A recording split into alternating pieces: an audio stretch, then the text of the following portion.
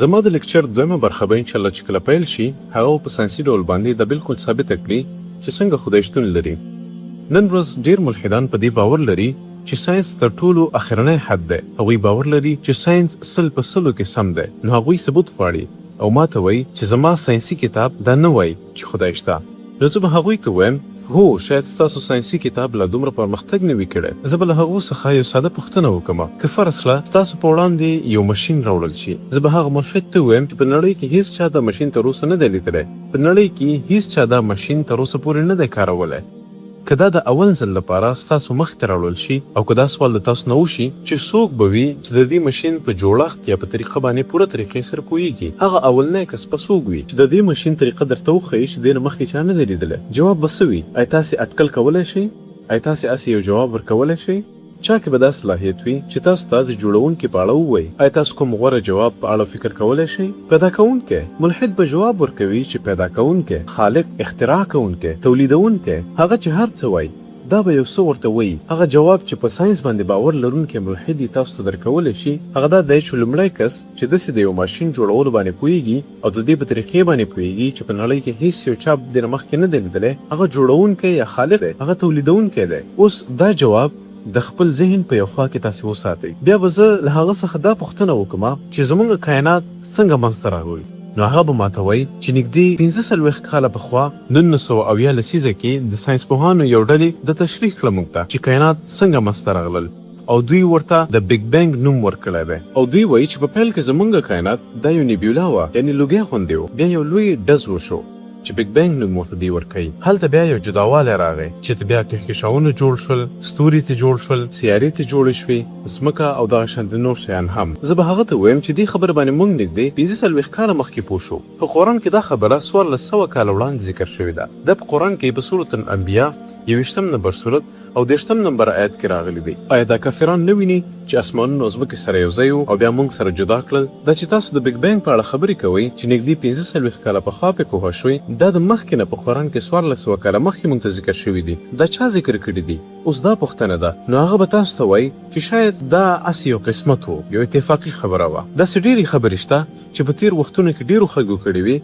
او هغه په رښتیا وختلې. ډېرو خلکو په تېرو وختونو کې څو پیړۍ مخکې بغیر د څه ثبوته یو څه خبره کړې ده. هغوی دا ویل چې دا سمه وختله او هغه اوس سمه ختلې ده. شاید دا د قسمت خبره وي. بحث ورسره مه کوئ، جاري وساتئ. زه به له هغې څخه یو بله پوښتنه وکړم، هغه دا چې د ځمکې شکل هغه څنګه دی چې موږ پرې ژوند کوو. هغه ملحد چې په ساینس ښه پوهېږي هغه به ماته وایي چې پخوا موږ د انسانانو دا فکر کوو چې ځمکه د هواره ده. دا بیا په 1578 کال کې چې سر فرانسیس ډریک د ځمکې د شاوخوا ټول سفرونه وکړل او دا ثابته کړله چې ځمکه دا ګوله ده. هغه څه چې تاسو په 1409 کال کې یعنې 2500 کاله پخوا کې تقریبا پوه شوئ هغه د مخکې نه په قرآن کې 1400 کاله مخکې موږ ته ذکر شوي دي. دا په سورة النازعات 9 نمبر سورت 10 نمبر آیت کې ذکر شوي. او له هغې وروستو موږ ځمکه د هګۍ په څېر باندې جوړه کړله. د عربي کلمه د دې دپاره چې استعمال شوې ده هغه دوحاها په معنا ده. دوحاها معنا دا فراخوالی دی، یعنې د ځمکې فراخوالی. بله معنا یې دا ده چې دوحاها دا لفظ د عربي د یو بلې کلمې دوحیه څخه اخیستل شوی دی چې د هغې معنا د هګۍ ده. او نن موږ پوهېږو چې ځمکه د یو بال په غوندې یعنې د یو توپ غوندې دا بالکل ګوله نه ده، دا د قطبونو نه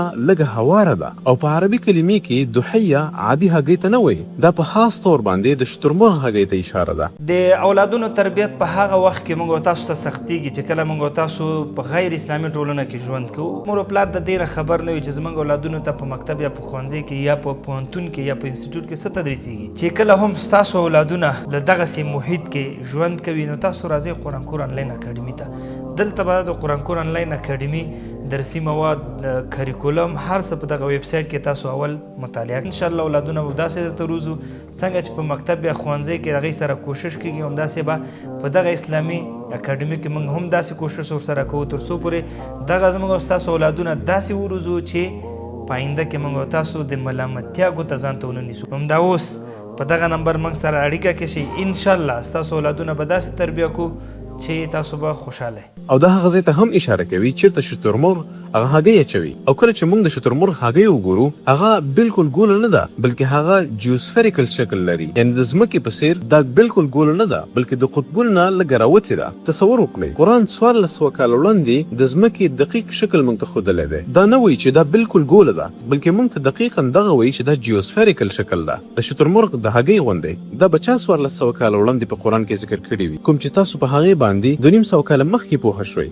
نو ملحدین شاید تاسو ته ووایي چې شاید ستاسو پیغمبر صلی الله علیه وسلم دی ډیر زیات تکړه او هوښیار انسان و. شاید، خو تاسو بحث مه کوئ. زه به ترې بل سوال پوښتنه وکړم د یو ملحد نه، دا چې د سپوږمۍ رڼا خپله رڼا ده که نه انعکاس شوې رڼا ده؟ نو ملحد به وایي چې پخوا موږ دا فکر کوو چې د سپوږمۍ رڼا خپل رڼا ده، خو په دې وروستیو کې موږ په دې خبره باندې پوه شو 200 کاله مخکې یا 400 یا 500 کاله مخکې چې د سپوږمۍ رڼا دا خپل نه ده بلکې د لمر نه راخیستل شوې ده، د لمر نه عکس شوې رڼا ده. زه به ورته ووایم چې دا خبره په قرآن کې په سورة الفرقان 25 نمبر سورت 61 نمبر آیت کې راغلی دی. ډیر برکتی دی هغه ذات چې په اسمان کې برجونه جوړ کړي دي او په هغې کې لمر د خپل رڼا سره او سپوږمۍ د بلې انعکاس شوې رڼا سره پیدا کړی دی. په قرآن کې د لمر دپاره شمس لفظ استعمال شوی دی، وهاج یا ضیا په نوم باندې یاد شوی چې معنی مشعل دی، تیز رڼا یا بدلیدونکی چراغ دی. د سپوږمۍ لپاره د قمر کلمه همیشه دپاره استعماله شوې ده او د دې رڼا تل منیر یا نور بلل شوې ده چې معنی د بل شي څخه راخیستل شوې رڼا یا انعکاس شوې رڼا ده. نو قرآن 1400 کاله پخوا موږ ته دا ویلي دي چې سپوږمۍ رڼا د خپله رڼا نه ده بلکې دا انعکاس شوې رڼا ده. دا خبره د سورة یونس چې 9 نمبر سورت دی 5 نمبر آیت کې هم تکرار شوې ده. سورة نوح 1 نمبر سورت 14 نمبر آیت کې هم شته چې سپوږمۍ رڼا د بل ځای څخه اخیستل شوې ده یا د لمر څخه عکس شوې رڼا ده. کله چې زه په سکول کې وم ما په 1902 کې مکتب پاس کړ. نږدې 33 کاله مخکې ما په مکتب کې په ساینس کې لوستلي وو چې لمر که څه هم په خپل مدار کې ګرځي خو په خپل محور کې دا هیڅکله هم نه تاویږي. په دې حساب لمر یو ځای ولاړ دی. ملحد به راته وایي چې آیا په قرآن کې هم دا لیکلي دي؟ نه دا مې د مکتب په کتاب کې لوستلي وو. خو کله چې ما قرآن ولوسته نو قرآن په سورة الانبیاء 21 نمبر سورت 33 نمبر آیت کې فرمایلی دي او الله هغه ذات دی چې شپه او ورځې پیدا کړي دي، لمر او سپوږمۍ پیدا کړي ده او هر یو په خپل مدار کې په خپل حرکت سره روان دي. دلته د یسبحون کلمه راغلې ده د دې ټولو دپاره. صبح چې دا د صبح څخه اخیستل شوې ده او دا د یو خوځېدونکي شیز حرکت دپاره استعمالیږي. که زه دا کلمه په ځمکه کې د یو ناست یا پراته سړي لپاره استعماله کړمه معنی به یې دا نه وي چې هغه سړی هغه رغړي، معنی به یې دا وي چې هغه روان دی یا منډې وهي. که دا کلمه په اوبو کې د یو چا دپاره زه استعماله کړمه معنی به یې دا نه وي چې هغه په اوبو سر ته کیږي، معنی به یې دا وي چې هغه لامبو وهي. په همدې ډول کله چې قرآن کریم په اسمان کې د یو ستوري او یا سیارې دپاره دا کلمه اختیاروي معنی یې دا نه ده چې هغه هسې معلق دی، معنی یې دا ده چې هغه په خپل محور کې شاوخوا هغه تاویږي. نو قرآن 1400 کاله پخوا ویلی دي چې لمر او سپوږمۍ په خپل مدار کې دا ګرځي ترڅنګ د خپل ځان په شاوخوا کې هم دا ګرځي. سوچ وکړئ 33 کاله مخکې ما په مکتب کې د ساینس په کتاب کې لوستلي وو چې لمر ولاړ دی. نن چې ساینس دومره مخکې لاړو موږ پوه شو چې موږ د لمر عکس په یو میز باندې هم لیدلی شو او موږ ګورو چې په لمر کې تور داغونه شته وي چې دا ښایي چې لمر لږدې 15 ورځې وخت نیسي تر څو په خپل محور کې دا یو ځل راتاو شي.